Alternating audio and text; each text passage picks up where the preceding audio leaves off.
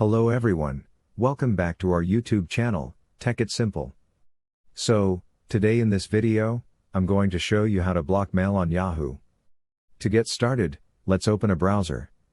For now, let's open Microsoft Edge and navigate to Yahoo.com.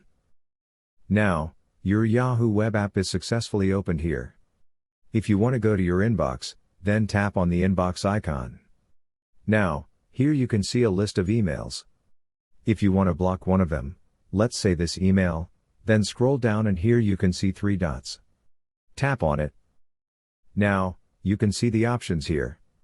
If you want to delete the message, then you can click on Delete Message. If you want to archive it, if you want to mark as unread, you can go for it.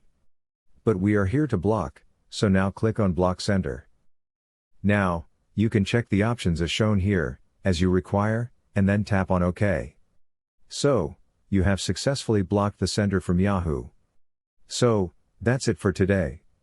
If you guys like this video, do not forget to like, comment, and subscribe to our channel. Thank you for watching.